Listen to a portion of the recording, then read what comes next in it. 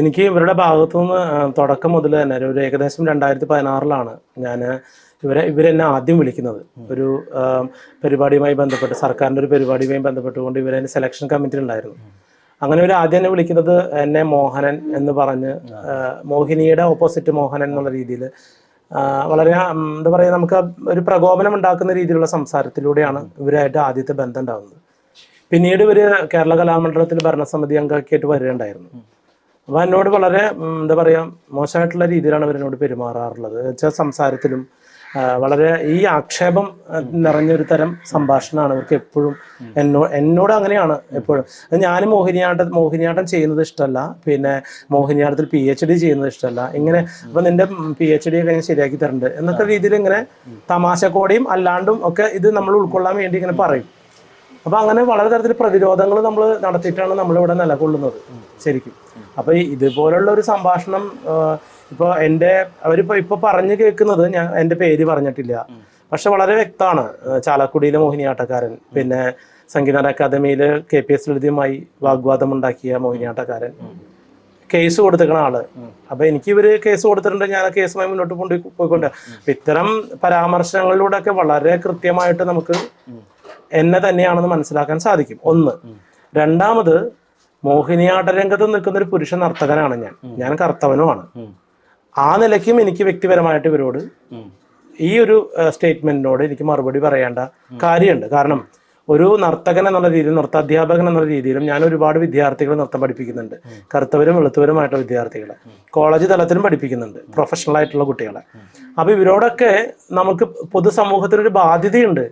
ഇതുപോലൊരു വ്യക്തി ഇങ്ങനെ സൗന്ദര്യ മാനദണ്ഡങ്ങൾ വെച്ചുകൊണ്ട് നമ്മളെ അളക്കാനും നമ്മളെ ആക്ഷേപിച്ച് സംസാരിക്കാനും അത് എന്നെ മാത്രമായിട്ടായിട്ട് എനിക്ക് തോന്നിയിട്ടില്ല. ഈ കറുത്ത വർഗത്തിൽപ്പെട്ട എല്ലാ വിഭാഗത്തിൽപ്പെട്ട ആണിനെയും പെണ്ണിനെയും ഇവർ അപമാനിക്കുകയാണ് ചെയ്തിട്ടുള്ളത്. ഈ സൗന്ദര്യ മാനദണ്ഡം ഉണ്ടാക്കാൻ ഇവര് എന്ത് ദൈവമാണോ അവര്? കലാദേവതയാണോ അവര്? ഒരു സങ്കല്പം ഉണ്ടാക്കിക്കൊണ്ട് ഇങ്ങനെ ആക്ഷേപിക്കാനായിട്ട്?